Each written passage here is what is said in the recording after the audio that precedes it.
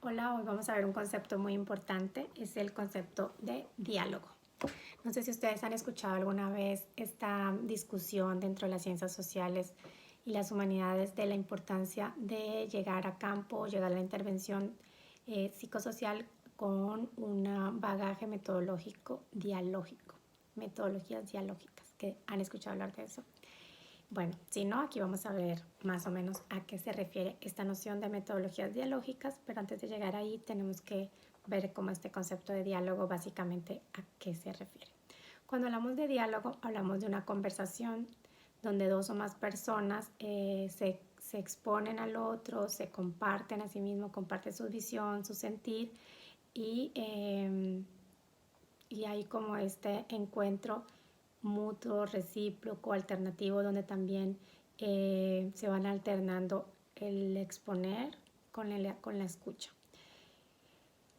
Y sobre todo a partir de este concepto de diálogo, lo que busca ese encuentro con el otro es llegar a acuerdos o llegar a la solución de algo. Entonces, eso es el diálogo. Todos podemos identificar a un buen conversador porque el diálogo es una conversación o saber si nosotros somos buenos conversadores. Pero bueno, básicamente cuando estamos hablando de ser un buen conversador es eso, ¿no? Es tener esa apertura para poder encontrarnos con el otro a partir de la palabra, a partir de ese momento de interacción donde nos compartimos, donde podemos expresar nuestro pensar, nuestro sentir, pero también escuchar al otro. Algo que es muy importante es que cuando estamos hablando ya de traspasar o traernos este concepto del diálogo a las metodologías y a ese despliegue técnico que implica la intervención transdisciplinaria, lo que vamos a hablar es cómo lo que queremos con un método dialógico es encontrar maneras para responder a los problemas sociales que hemos identificado colectivamente, que queremos resolver a través de la intervención, con una metodología que siempre esté dispuesta a modificarse contextualmente y en cualquier momento, dependiendo de las necesidades del mismo proceso de intervención, ¿no? Entonces, cuando tenemos métodos dialógicos, estamos dispuestos a escuchar con el otro y a partir de ese escucho transformar nuestra propia carta de navegación o transformar nuestra propia planeación de la intervención para irnos ajustando al contexto y a las necesidades que se van construyendo colectivamente a partir del diálogo. Cuando hablamos de una comunicación dialógica, algo que es muy importante son los turnos entre el habla y el escucha. Entonces, bueno, ya dijimos, ¿no? Diálogo no es solamente hablar y hablar y hablar y hablar y expresarnos. Eso no es eso no es la única parte de decir que estamos haciendo un diálogo, que llegar a hablar, sino también, sobre todo, tenemos que entrenarnos en la escucha atenta del otro.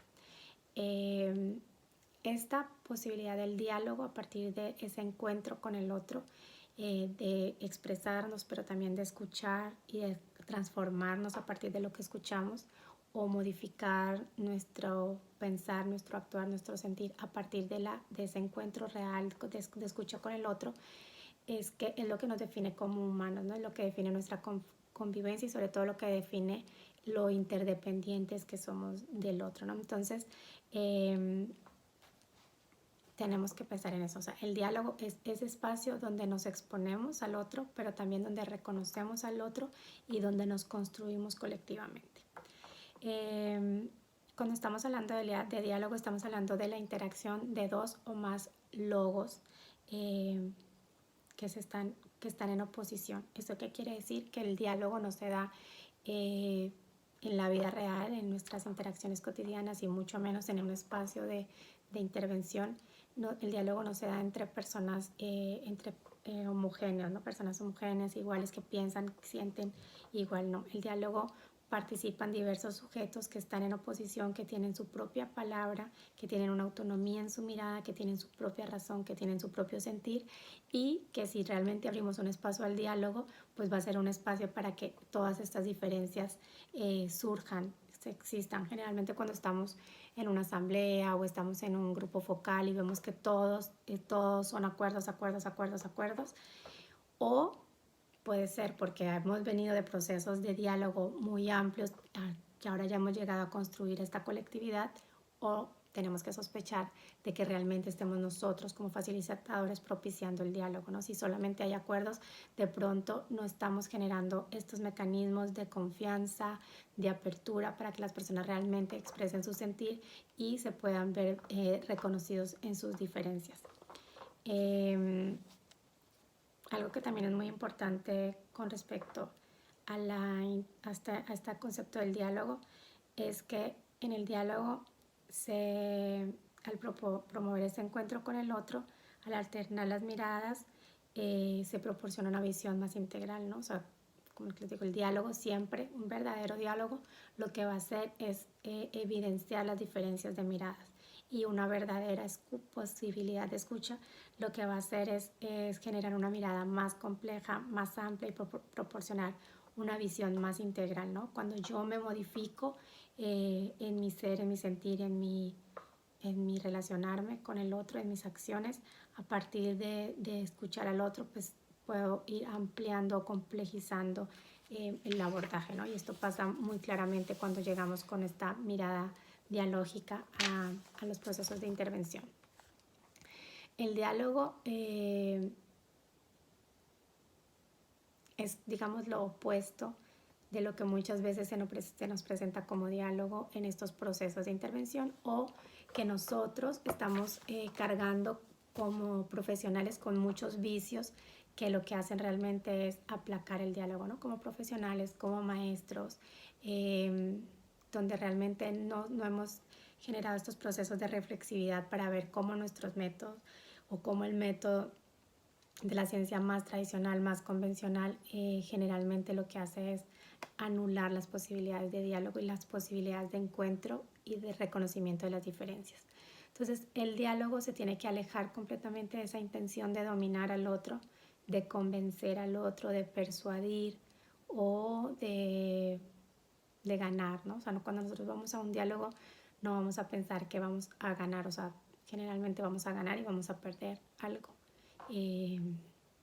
Vamos a ganar y perder en nuestras posiciones anteriores, no llegamos imponiendo. Que esto pasa muchas veces con la intervención cuando la planeamos individualmente y no colectivamente, ¿no? O sea, por ejemplo, es muy común en intervenciones que se trabajan con adolescentes o con jóvenes desde una mirada más adulta, y pues llegamos sin escucharlo. Lo que para nosotros puede ser una problemática, resulta que para ellos no es una problemática sentida. Entonces, en este sentido es que es importante el diálogo y que esa motivación del diálogo sea algo que sea continuo durante todo el proceso de la intervención. Otra diferencia, bueno, cuando dialogamos con el otro para poder llegar a una respuesta o la solución de un problema, que es como está entendido aquí y como estamos entendiendo el diálogo en ese contexto de intervención, vamos a partir de la autonomía, vamos a aportar de la autonomía que tienen los diferentes actores y una mayor satisfacción para la convivencia de todos, ¿no? O sea, cuando estamos pensando que vamos a generar estos espacios de diálogo donde todos puedan comunicar para ellos cuál sería la solución, cuáles son sus necesidades, allí es donde estamos hablando de esa importancia de la convivencia. Otra diferencia, cuando hablamos del diálogo tenemos que identificar como las diferencias radicales con procesos con los que tradicionalmente construimos conocimiento o con los que tradicionalmente nos hemos acercado a los procesos de intervención, ¿no? Como por ejemplo todos esos procesos de transmisión de información o de extracción de información, ¿no? Es muy diferente ir a hacer una entrevista, una encuesta, un cuestionario para extraer información, para yo establecer mi diagnóstico, para yo poder decir como experto, generar ciertas etiquetas, ciertos diagnósticos y poder decir si tienen este problema o no lo tienen. Y luego llegar a transmitir la información que yo considero que ellos necesitan para resolver colectivamente determinado problema.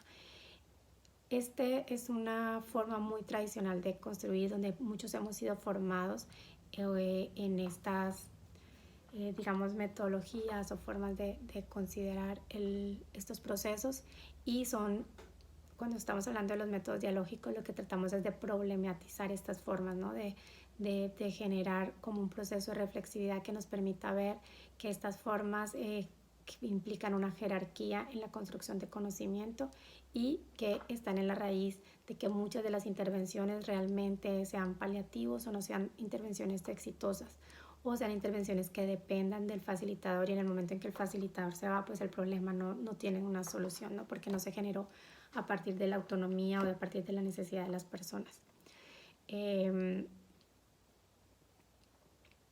Básicamente eso, y sobre todo entender, ¿no? Que cuando estamos hablando de un diálogo o de buscar estas metodologías dialógicas, vamos a entender que la propia cultura y el propio conocimiento cambia con el diálogo, ¿no? Nuestro propio conocimiento, nuestro discurso propio se debe ver transformado. Si decimos que vamos a estar en un proceso de intervención, en un proceso de acompañamiento psicosocial, y nada dentro de nosotros se transforma, tal vez no estamos haciendo este tipo de intervención a la cual se está apelando y que urge que realicemos en este momento histórico que tenemos que vivir, ¿no?